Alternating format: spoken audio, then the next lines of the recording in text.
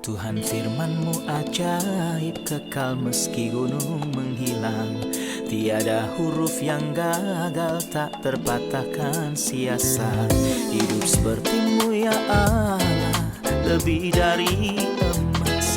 Aku bersaksi kitab-Mu, kitab yang suci. Mendengarkan firman-Mu, hibur hati yang luka.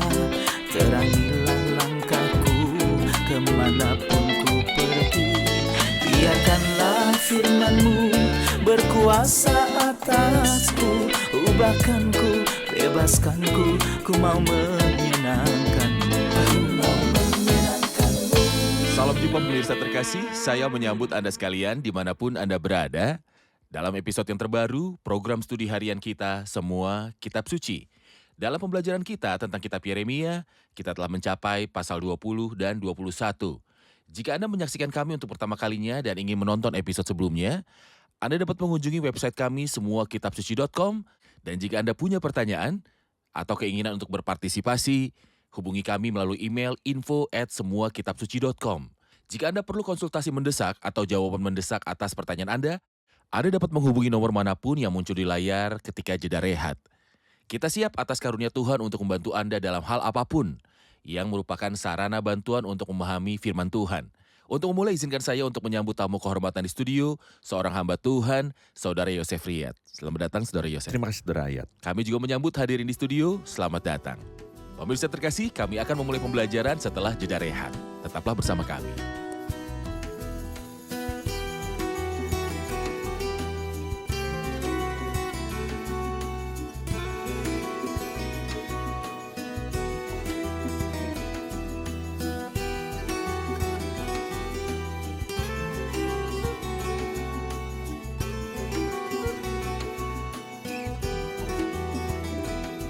Jumpa lagi Saudara Yosef. Terima kasih.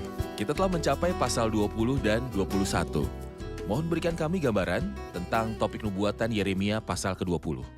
Dalam pasal 20, kita lihat untuk pertama kalinya Yeremia dipukuli. Ada banyak rencana sebelumnya melawan Yeremia. Tetapi kali ini tingkat permusuhan meningkat sehingga ia dipukuli. Dan ia dimasukkan ke dalam pasung. Nanti kita akan melihatnya. Yeremia dibuang ke dalam sumur dan dikurung di penjara.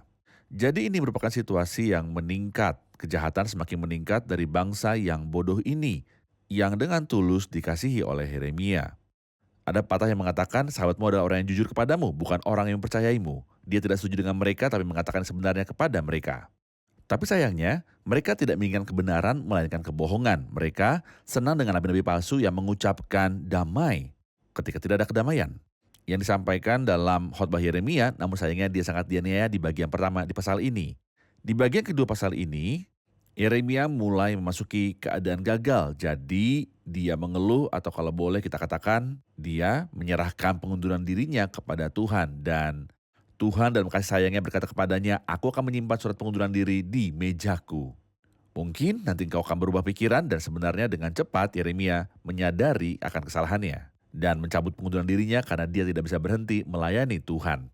Sama seperti setiap pelayan yang setia, sebab ia bukanlah orang ubahan yang melarikan diri ketika dia melihat bahaya. Tetapi dia adalah hamba yang ditunjuk oleh Tuhan.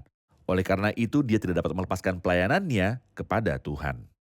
Saudara Yosef, di pasal sebelumnya, labu gerabah pecah di pintu masuk gerbang pecahan tembikar. Tetapi di pasal 20 dikatakan Yeremia menderita. Yang setia, yang tidak melakukan dosa seperti yang dilakukan oleh bangsa ini, dia juga menderita di gerbang atas Benyamin dari Bait Tuhan. Maksud saya bangsa itu rusak karena kesalahannya.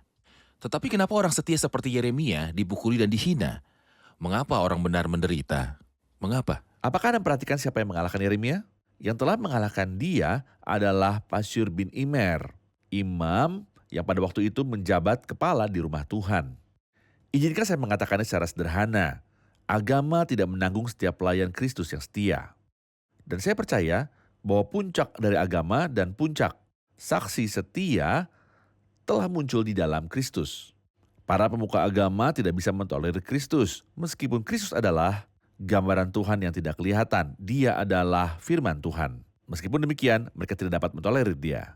Dan ketika kita mencapai Wahyu pasal 18, kita akan menemukan kata-kata tentang Babel, yaitu agama. Dikatakan, dan di dalamnya terdapat darah nabi-nabi dan orang-orang kudus dan darah semua orang yang dibunuh di bumi. Agama tidak dapat memberikan kesaksian yang setia tentang Kristus. Benar. Dan dalam uji coba, mereka yang memulai pencobaan terhadap Kristus adalah Kayafas dan Hanas imam besar. Tepat. Di sini juga seorang pendeta yang ingin menganiaya Yeremia dan berhasil. Dia mengalahkannya dan masukkannya ke dalam pasung. Benar, dia memasukkannya ke dalam pasung. Tapi mohon jelaskan tentang kepribadian ini, Pasyur bin Imer, imam yang pada waktu itu menjabat kepala di rumah Tuhan, arti namanya, dan penghakiman Tuhan atasnya. Kata Pasyur artinya keluasaan dan keberhasilan. Tapi setelah dia mengalahkan Yeremia dan masukkannya ke dalam pasung, dia datang keesokan harinya untuk melepaskannya. Dan Yeremia menyampaikan kepadanya pesan dari Tuhan. Karena Tuhan melihat setiap dosa terhadap Nabi Allah. Tentang dia yang dikatakan di Mazmur 105, janganlah mengusik orang-orang yang kurapi dan jangan berbuat jahat kepada nabi-nabiku. Orang-orang itu berpikir bahwa mengalahkan salah satu nabi Tuhan adalah sesuatu yang mudah. Jadi dia berkata kepadanya, tidak, dengar kata-kata Tuhan, aku punya pesan untukmu. Tuhan akan menyebut namamu bukan Pasyur, luas atau lebar, tetapi Magur Misabib, teror di segala sisi. Maka dia mendatangkan kesusahan dan teror bagi dirinya sendiri karena dia menyentuh dan mencelakakan para nabi Tuhan. Mengapa Tuhan mengajar Raja Herodes dengan keras sehingga dia dimakan cacing dan menghembuskan nafas terakhirnya? Karena di awal pasal ini dia melakukan kekerasan terhadap beberapa orang milik gereja. Sebenarnya ini sangat berbahaya, sulit bagimu untuk menendang galah. Saya akan berkomentar singkat tentang kepala perwira. Kita belum pernah mendengar sebelumnya tentang sesuatu di dalam Alkitab yang disebut sebagai petugas di rumah Tuhan. Lebih dari itu, seorang kepala perwira. Tetapi tampaknya pada hari-hari kehancuran, orang yang beragama cenderung menggunakan gelar yang bermartabat dan Menciptakan peringkat terhormat. Sedangkan pelayan Kristus yang setia sama sekali tidak mempermasalahkan mengenai hal ini. Bahasa dari pelayan Kristus Yohanes Pembaptis, dia harus bertambah dan aku harus berkurang. Saya tidak peduli jika harga diri saya menurun atau pengikut saya berkurang. Atau bahkan jika mereka mematahkan leher saya dan tinggi badan saya menurun, saya harus berkurang tapi dia harus bertambah. Dia adalah seorang imam dan kepala pelayan, dan seorang imam harus memperlakukan orang yang bodoh dan bandel dengan lembut, dan petugas seharusnya mengawasi. Namun apa yang dilakukan terhadap Yeremia adalah kebalikan dari apa yang ditugaskan kepadanya. Mulai dari ayat 7, dia bicarakan keluhan Yeremia atau seperti yang disebutkan seolah memang demikian, pengunduran diri yang diserahkan kepada Tuhan. Dan aku telah membiarkan diriku dibujuk, engkau terlalu kuat bagiku dan engkau menundukkan aku. Aku telah menjadi tertawaan sepanjang hari, semuanya mereka mengolok-olokkan aku. Sebab setiap kali aku berbicara, terpaksa aku berteriak, terpaksa berseru, kelaliman, aniaya. Sebab firman Tuhan telah menjadi celah dan cemooh bagiku sepanjang hari. Tetapi apabila aku berpikir, aku tidak mau mengingat dia dan tidak mau mengucapkan firman lagi demi namanya. Apa arti dari kondisi hati Yeremia tentang orang-orang itu sambil mengadu pada Tuhan? Itulah manusia malang dan kita telah melihat gambaran ini sebelumnya pada Elia yang agung. Ketika dia berkata, sekarang ya Tuhan ambillah nyawaku sebab aku ini tidak lebih baik daripada nenek moyangku. Kita juga melihatnya pada Musa, sebaiknya engkau membunuh aku saja jika aku mendapat kasih karunia di matamu. Faktanya manusia itu terbatas dan miskin. Namun Tuhan menaruh belas kasihan pada kita sebab dia mengetahui keadaan kita. Dia ingat bahwa kita adalah debu. Oleh karena itu Tuhan tidak memperlakukan dia sesuai dengan perkataannya. Tapi dia menyemangatinya dan memang kita temukan nanti bahwa perkataan Yeremia telah berubah. Tidak hanya kata-katanya yang berubah, tapi di ayat yang ke-13 menyanyilah untuk Tuhan, pujilah Tuhan. Bukan karena ia telah lepas, tapi sebab ia telah melepaskan nyawa orang miskin dari tangan orang-orang yang berbuat jahat. Artinya bahwa ketika Yeremia mengembalikan kepercayaannya kepada Tuhannya, dia tidak memikirkan bahwa dia akan dibebaskan, tapi bahwa Tuhan telah melepaskan dia dari para pelaku kejahatan. Kita memperhatikan bahwa ayat yang Anda maksud, ayat ke-13, berbicara tentang nyanyian untuk Tuhan. Pasal ini dimulai dengan kesusahan Yeremia, lalu keluhan Yeremia, lalu nyanyian. Bagaimana orang beriman berpindah dari keadaan ini ke keadaan itu? Dari kesusahan, rasa sakit, keluhan, kegagalan, hingga nyanyian. Kita bisa melihat topik ini sangat jelas dalam nubuatan Habakuk. Nubuatan ini terdiri dari 3 pasal. Di pasal yang pertama, Habakuk mengeluh Berapa lama lagi Tuhan aku berteriak tetapi tidak kau tolong. Pada pasal 2, aku berdiri di tempat pengintaianku dan berdiri tegak di menara. Aku mau meninjau dan menantikan apa yang akan difirmankannya kepadaku. Dan apa yang akan dijawabnya atas pengaduanku. Di akhir ramalan itu, kita menemukan dia menyanyikan sebuah himne yang sangat bagus. Sekalipun pohon ara tidak berbunga, pohon anggur tidak berbuah. Hasil pohon zaitun mengecewakan, sekalipun ladang tidak menghasilkan bahan makanan. Namun aku akan bersorak-sorai di dalam Tuhan, beriari di dalam Allah yang menyelamatkan aku. Inilah perbuatan Tuhan yang menakjubkan. Ada gambaran lain yang dapat kita lihat dalam Kisah Para Rasul 16. Paulus dan Silas dipukuli. Ya, Paulus dan Silas dipasung.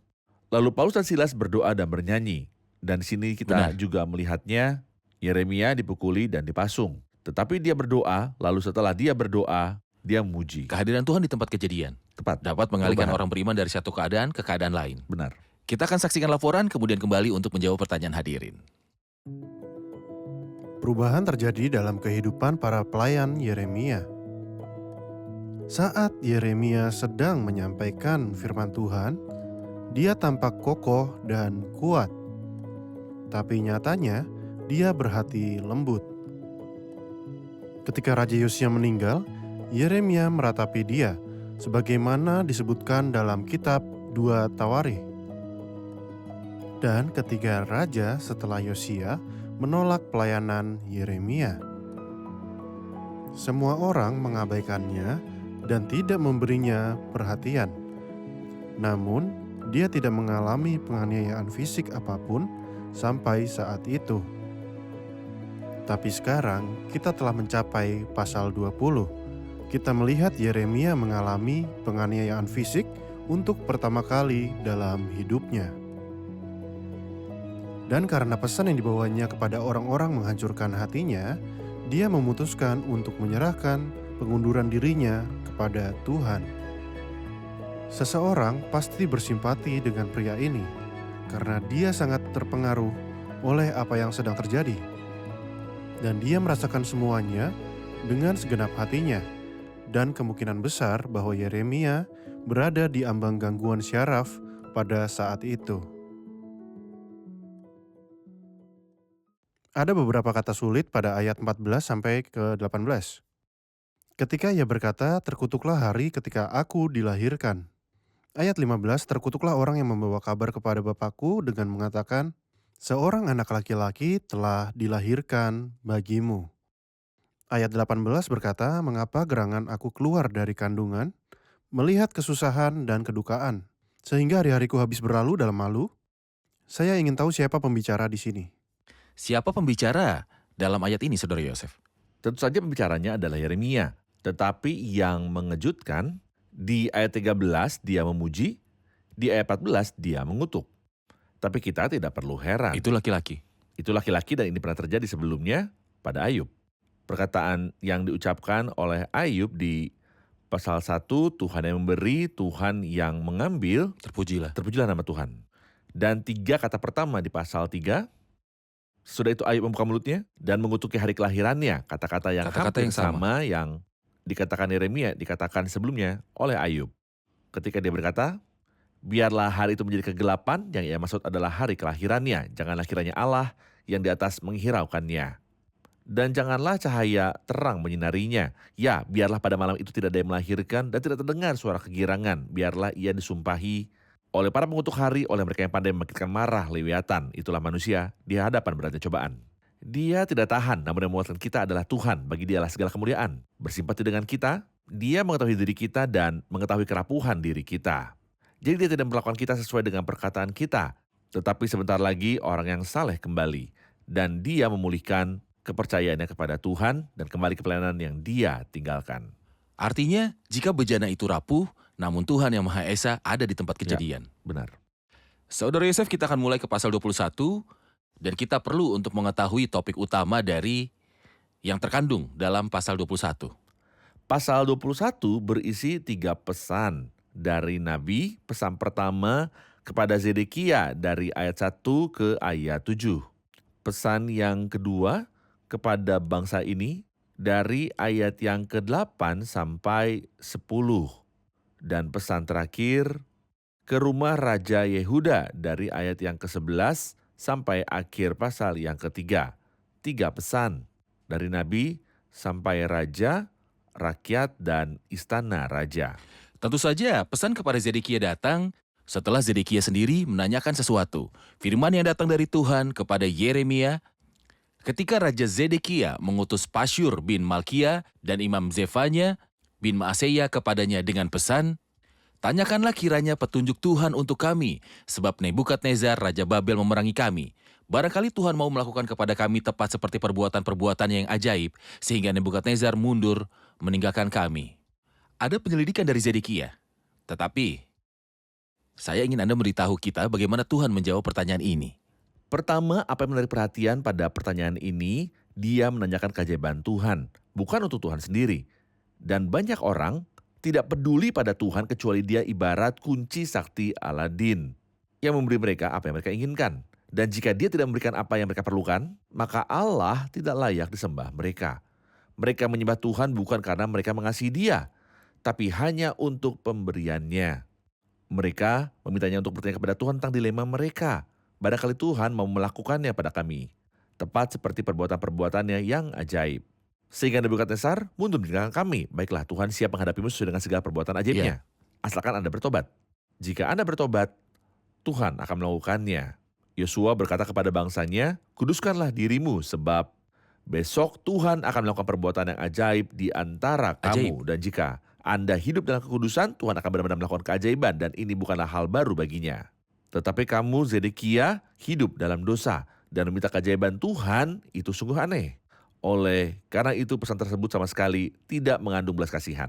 Lihat apa yang Tuhan katakan kepada Zedekia. Aku sendiri akan berperang melawan kamu dengan tangan yang teracung, dengan lengan yang kuat, dengan murka, dengan kehangatan amarah, dan dengan kegusaran yang besar." Siapa yang mengatakan itu? Tuhan. Tuhan akan berperang melawan Yehuda.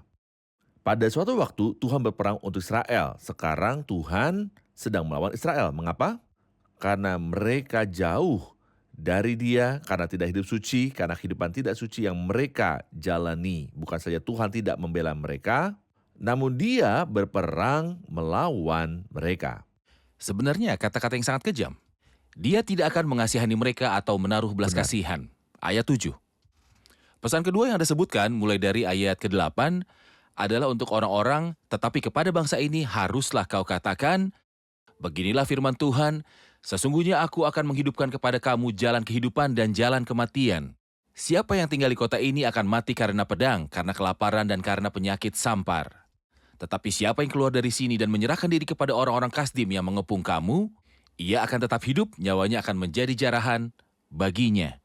Sebab aku telah menentang kota itu untuk mendatangkan kecelakaan dan bukan untuk mendatangkan keberuntungannya. Demikianlah firman Tuhan. Kota ini akan diserahkan ke dalam tangan Raja Babel yang akan membakarnya habis dengan api." Setelah pesannya kepada Zedekia dalam ayat 3-7, dia berbicara kepada manusia dalam ayat-ayat ini dari ayat 8-10. Apa yang Anda lihat dalam pesan Tuhan kepada orang-orang? Pesan Tuhan kepada umat itu sangat sederhana. Sesungguhnya aku menghadapkan kamu ke jalan kehidupan dan jalan kematian. Apa itu jalan hidup? Bahwa Anda tunduk kepada penghakiman Tuhan. Jika Anda berdebat dengan Tuhan, maka ini tidak akan berhasil. Anda harus tunduk. Rasul Petrus yang memberitahu kita tentang kebijakan Tuhan dan pemerintahan Tuhan berkata, "Karena itu rendahkanlah dirimu di bawah tangan Tuhan yang kuat supaya kamu ditinggikannya pada waktunya." Artinya, selama Tuhan mengulurkan tangannya, rendahkanlah diri Anda dan berserah. Dan Dia akan meninggikan Anda setelah itu. Tetapi jika Anda menolak urusan Tuhan, jika Anda menggerutu terhadapnya dan menolaknya, Anda tidak bisa menentang Tuhan. Ada jalan hidup dan jalan kematian. Apa itu jalan hidup? Untuk tunduk pada urusan peradilan Tuhan. Dan Tuhan menghukum Anda untuk ditawan di Babel. Serahkan diri Anda dan pergi ke Babel. Dan hidup dengan setia di hadapan Tuhan di Babel, Dia akan bawa Anda kembali. Tidak, kami akan memberontak dan melawan Raja Babilonia. Inilah jalan kematian, bukan jalan hidup. Menolak urusan Tuhan dengan Anda, inilah jalan kematian. Baik.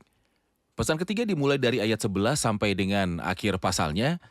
Kepada keluarga Yehuda, dengarlah firman Tuhan. Beginilah firman Tuhan, hai keturunan Daud. Jatuhkanlah hukuman yang adil setiap pagi, dan lepaskanlah dari tangan pemerasnya orang yang dirampas haknya, supaya kehangatan murkaku jangan menyambar seperti api, dan menyala-nyala dengan tidak ada yang memadamkannya, oleh karena perbuatan-perbuatanmu yang jahat. Sesungguhnya aku akan menjadi lawanmu, hai kota yang di atas lembah, gunung batu di dataran. Demikianlah firman Tuhan, hai kamu yang berkata, siapakah yang berani turun kepada kami, dan siapakah yang berani masuk ke tempat perteduhan kami? Aku akan melakukan pembalasan kepadamu sesuai dengan hasil perbuatanmu, demikianlah firman Tuhan. Aku akan menyalakan api di hutannya yang akan memakan habis segala sesuatu yang di sekitarnya. Kepada siapa pesan ini ditujukan?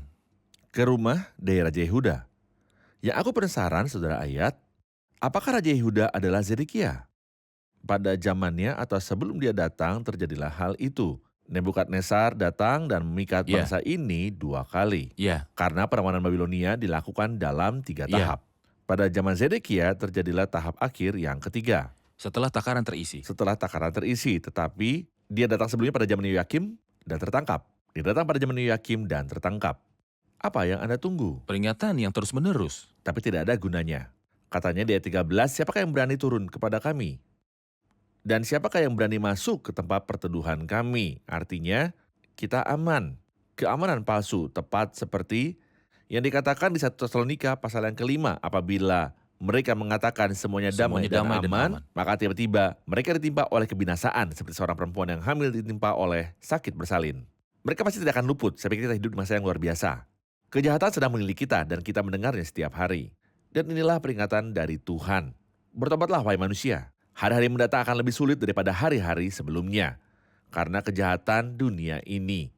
Tapi siapa yang mendengarkan?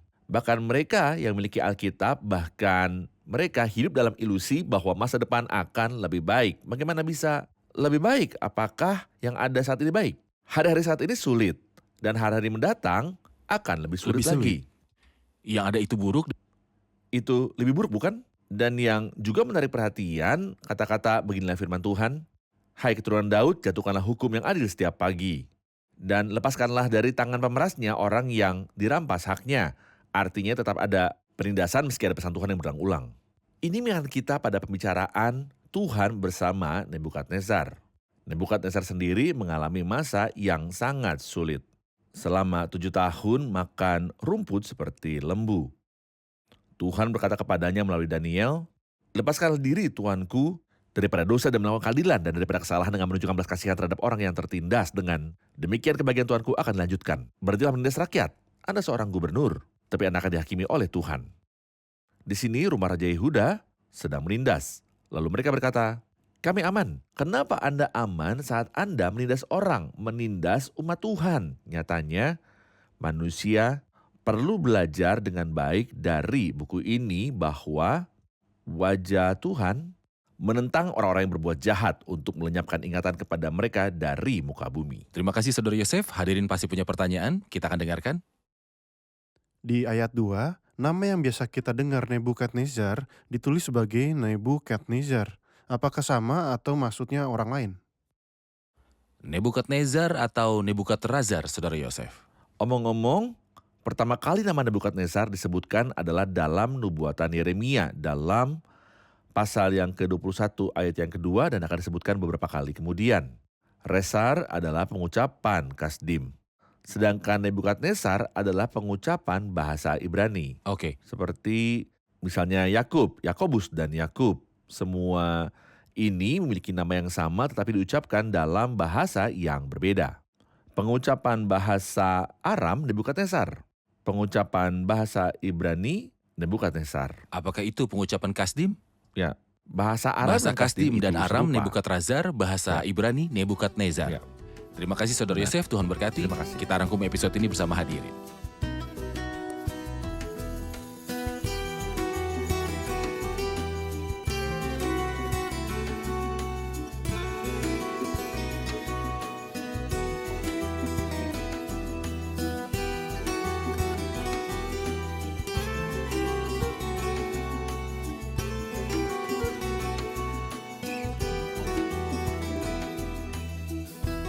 Halo semuanya.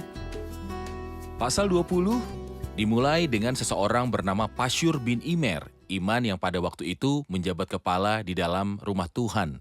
Dia menganiaya Yeremia. Ada yang bisa gambarkan karakter ini dan penghakiman Tuhan atasnya? Pasur berarti keluasan dan keberhasilan. Tetapi setelah dia menganiaya Yeremia, namanya diubah menjadi Magor Masabib. Artinya teror di segala sisi. Dan Yeremia bernubuat bahwa dia akan mati dan Pasyur pun akan Oke. mati. Oke, yang namanya berarti keluasan dan keberhasilan. Tuhan mengganggunya dan mengelilinginya dengan teror. Bagaimana Saudara Yosef? Ya, oke. Setelah penganiayaan ini, ada keluhan dari Yeremia, di mana dia mengucapkan kata-kata yang sangat keras seolah dia mengajukan pengunduran diri kepada Tuhan. Adakah yang ingat bagaimana tanggapan Tuhan terhadap dia? Setelah dia menyatakan bahwa dia tidak akan melakukannya, berbicaralah dengan firman Tuhan lagi. Tuhan mendorong doa, maka selanjutnya ia berkata sebab ia telah melepaskan nyawa orang miskin, maka sudah jelas bahwa dia mendapat ketenangan dari Tuhan. Dan urutan ini yang diawali dengan keluh kesah, kemudian doa, dan berakhir dengan sukacita yang terjadi pada Habakuk dan kepada Nabi Yeremia. Dan itu Tuhan terjadi menguatkan kepada dia. Paulus dan Silas Benar ketika sekali. mereka berada di penjara bagian dalam dan berdoa serta Berdoa dan menyanyikan lagu bernyanyi pujian pujian. kepada Tuhan. Jadi beliau menyimpulkan dengan mengatakan menyanyilah untuk Tuhan. Bagaimana? Ya, oke. Terima kasih, Tuhan Benar. memberkati. Tuhan berkati Anda. Pemirsa terkasih, Yeremia menderita saat menyampaikan firman Tuhan. Dia menderita bukan dari musuh-musuh luar, tetapi dari umat Tuhan sendiri. Orang-orang yang menjadi tujuan dari firman Tuhan. Betapa banyak penderitaan yang dialami umat beriman di segala zaman. Dan mereka menderita dari komunitas agama. Yeremia menderita karena seseorang yang dikatakan sebagai seorang imam, seorang kepala pejabat di rumah Tuhan, seseorang yang memiliki posisi keagamaan tertinggi. Betapa banyak umat beriman dianiaya di segala zaman. Saya akan menyemangati Anda jika Anda berada di pihak Tuhan. Jangan khawatir. Jika Anda berada di pihak Tuhan dan berbicara sesuai dengan firman Tuhan, arahkanlah pandangan Anda pada Tuhan. Ingatlah bahwa ada kemungkinan Anda ditolak. Ada kemungkinan tidak seorang pun akan mendengarkan Anda. Dan ingatlah kemungkinan lingkaran terdekat Anda akan menganiaya dan menolak Anda. Kristus, terpujilah namanya, adalah terang. Dan ketika terang menyingkapkan kegelapan, kegelapan membenci dia. Ada penghakiman atas setiap orang yang menganiaya umat Tuhan. Dan ada penghakiman atas setiap orang yang menganiaya salah seorang hamba Tuhan. Dan ada penghakiman atas setiap orang yang menolak firman Tuhan dan sebaliknya menyebarkan firman Tuhan. Tetapi jika Anda berbicara berdasarkan firman Tuhan, arahkan pandanganmu kepada Tuhan yang menjamin hasilmu. Tetap dekat dengan Tuhan. Jika Anda ditolak, Anda adalah pengikut Kristus yang ditolak dari semua kalangan. Sampai jumpa di episode selanjutnya. Tuhan besertamu.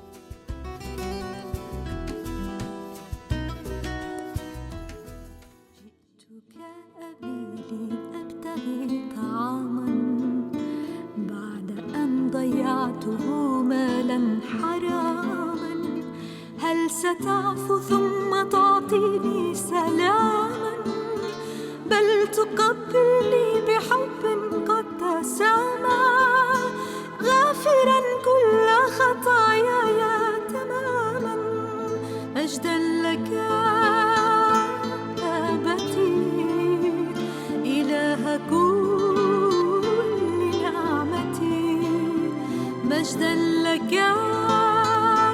أبتي إله كل نعمتي مجدا لك أبتي مجدا لك أبتي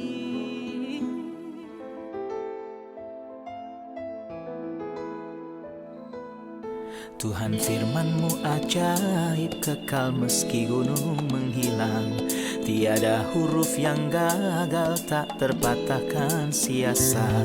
Hidup seperti-Mu ya Allah, lebih dari emas. Aku bersaksi kitab-Mu, kitab yang suci. Terdengarkan firman-Mu, hibur hati yang luka. Terangilah langkahku kemanapun ku pergi. Biarkanlah firman-Mu berkuasa atasku. Ubahkanku, bebaskanku, ku mau menyenangkan-Mu. Tuhan firman-Mu ajaib, kekal meski gunung. Ubah dan bebaskan aku.